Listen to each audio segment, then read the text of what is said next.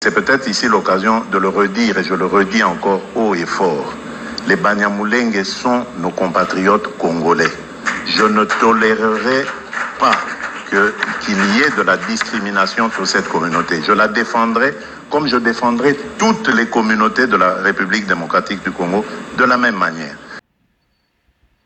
Au dernier jour, vous direz que je suis prophète. Qu'est-ce que je vous ai dit concernant les contrats et les accords de Washington vis-à-vis de notre constitution? J'ai fait les émissions, plus de 4 et 5 émissions. Je suis toujours insulté, mais qu'est-ce que Tshisekedi a dit concernant la constitution et les accords de Washington? Mes chers amis, je serai toujours mal compris, mais je vous donne toujours des vérités. Aujourd'hui, Tshisekedi a inventé les bois. Écoutez. Je me rends compte des entraves qu'il y a. Notamment, il y en a une d'ailleurs aujourd'hui, nous parlons ici du partenariat avec les États-Unis. Dans le partenariat, depuis que je suis à la tête de ce pays, je me rends compte des entraves qu'il y a. Notamment, il y en a une d'ailleurs aujourd'hui, nous parlons ici du partenariat avec les États-Unis. Dans le partenariat, les Américains nous ont exigé certaines réformes qui doivent se faire au niveau de la justice. Ces réformes ne se feraient pas sans réviser la Constitution. Donc vous allez nous interdire de la réviser. Vous avez écouté ce que je vous avais dit. Parce que dans les partenariats avec les États-Unis, avec les Américains, ils ont obligé au gouvernement de Tshisekedi, ils ont obligé certaines réformes au niveau de la justice. Donc, les réformes, c'était pour changer la Constitution, pour que la Constitution soit favorable aux accords américains. La Constitution protège les droits congolais. La Constitution protège les Congolais. La Constitution protège les minéraux congolais. Maintenant, pour Makambu ya Américain et les cas, on doit changer la Constitution parce que maintenant le pays est vendu. Ce sont les Américains qui contrôlent maintenant le Congo démocratique. Regardez ce qui se passe à Venezuela. Les États-Unis ont dit c'est eux qui contrôlent. Donc c'est le président vénézuélien aujourd'hui, la dame là, elle est comme préfet, elle est comme superviseur. Aujourd'hui, Tshisekedi également, pour que les contrats, les accords américains soient passés au Congo, il faut que les Américains prennent le Congo. C'est eux qui doivent diriger le Congo à travers un superviseur qu'on appelle aujourd'hui Tshisekedi.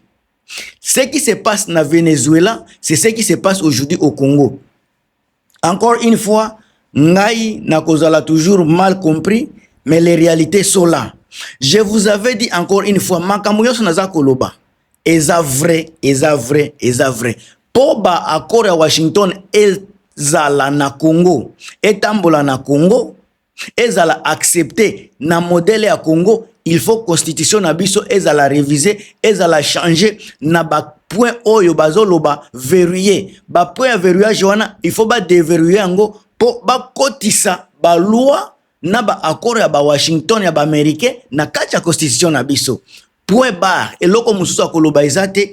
Et puis Tshisekedi aza obligé ya koya kosala makambo na net conférence de presse pour na confirmer na biso ba congolais que on doit changer la constitution pour makambo ba partenariat avec Amérique et Simba.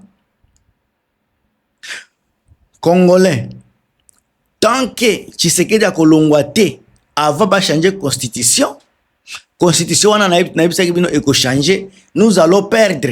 Donc, perdre le Congo. Et là, on est en train de voir ce qui est basé sur la soudanisation, la balkanisation. Le pays est en train de partir. Encore une fois, Tshisekedi a dit l'élection qu'on a la tête tant que qui vous n'en qui veut qu'on a un problème. Autre zomona. Déjà, bakosala bitumbe koza eko silate eko continuer parce que bazoti ya nini katikati na bango bazoti ya ligne. Il y a surveillance, il surveiller, c'est le fait. Donc, il y a est côté moko, ouest côté moko. Et puis, tant que il y a un référendum, oyo kozala nango pays ndenge boza komona pays eseka bwanaki mais moyen baloba ngo directement kozala te po créer ba problème. Même les politiciens les savent bien. Les politiciens ont déjà compris que le pays est déjà divisé. Mais bakoki koyebisa na bino te, les politiciens congolais qui sont à Kinshasa, ce sont les assoiffés du pouvoir. Ils ont besoin de l'argent. Et ils n'ont pas les droits même de s'exprimer parce que na makambozo le kanakin, c'est la dictature. Bozana droit ya kolobate, bozaka kana obligation ya koyoka. Boyoka ki mabati lukwe botango mekai koloba balongolie. Kamera ngaki koloba balongole ba ressortissa ba ki voana bango bayebi réalité. Parce que bayebi soki kaka tofandi pona ko solola et ko sauver pays. Soki to sololite ezoka bolamboka. Na Congo lelo tozana deux choix. Soit on s'assoit pour parler, on fait un dialogue, soit le pays est divisé. Mais pour balobela combo ya division, ezana nous eza kilo pona peuple congolais pona ko comprendre. Bakotia katikati ya ba FARDC na ba M23 na bituba na ba zone ya front, bakotia ba zone ya surveillance wana ya cesser les faits, zone ya tampon kozala wana. Zone wana après soki 4 mois 6 mois bakoya ko sala référendum parce que côté ya est côté nanga za ko diriger bango basi batie déjà ba racine na bango baza ko vivre kuna bazana ba gouverneur bazana ba maire bazana ba chef nani ba procureur bazali baza nini nde bazangi kuna tout ce que boza ko sala na Kivu nde eloko baza ko sala pen nini ne bazala na Kin yango nde zo sala ma côté kuna. Alors mindele bango moko bayebi ba minéraux baza ko luka eza wapi eza na Kivu place ya Bitumba. Place Bitumba eza nde esika baza koloba. Na kati ya ba contrat wana, minere ko banda koleka wapi? Na Rwanda. Ba banda ko traiter yango wapi? Na ba Rwanda kaka. Est-ce que bazolobela makambo ya Katanga ya nini ya Kisanga nini soki ya Bandundu? Est-ce que bazolobela ba Congo na Équateur? Makambo wana ezate. Alors soki Tshisekedi aza ko sentir à l'aise. Kotikala na ba côté kuna. Je ne pense pas que les Américains bazana somo nango parce que bango bazana posa ba minéraux et puis baza ko sala moyenyo sur ba minéraux na bango ezwama.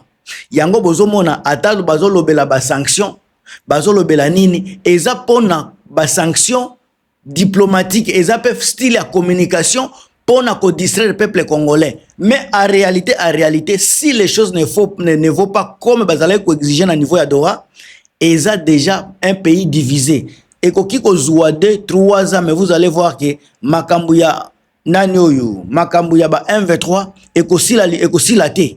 Bakotika la wana, parce que ti lelo botika la jamais koyoka, bakolongwa, bakotika la jamais kolongwa.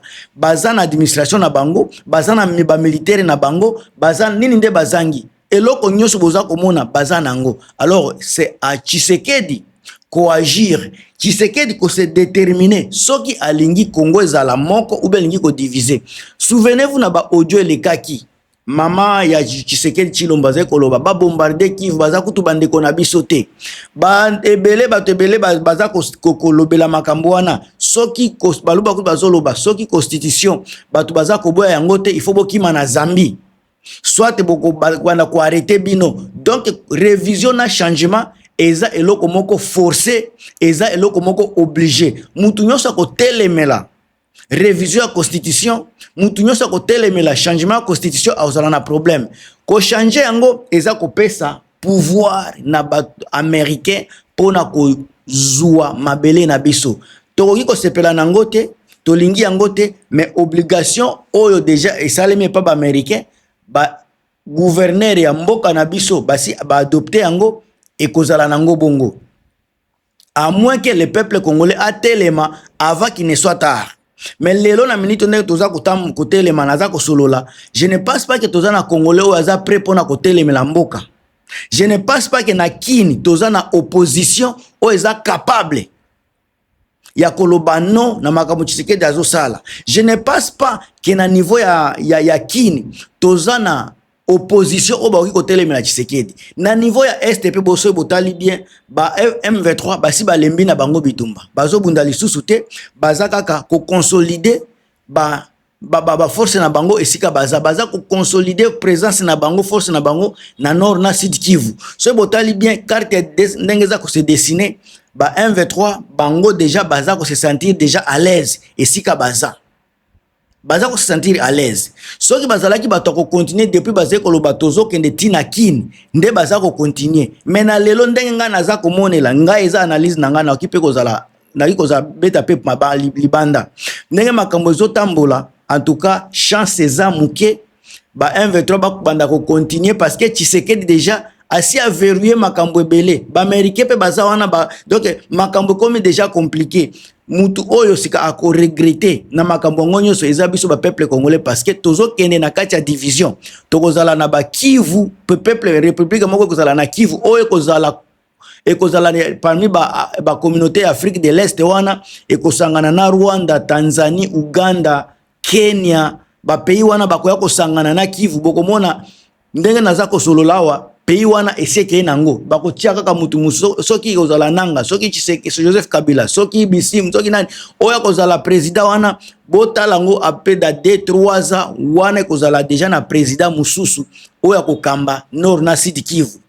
Parce que ndenge makambo zotambola nga nazomona ngo na liso wana oyo aza na eloko kobakisa na makambo yango atia na commentaire mais pona ngai nazomona déjà que pays ese kabwanaki ese kende nango o tozomona sikezaka banini ba signe de la fin à moins que encore une fois ba congolais ba telema avant constitution après constitution et risque kozala trop tard parce que ba américain ba kozala na document o eza ko certifier makambo na bango. Constitution na biso à moins que miracle salema après Tshisekedi président moko aya basala susu banini ba révision ya ba contrat wana.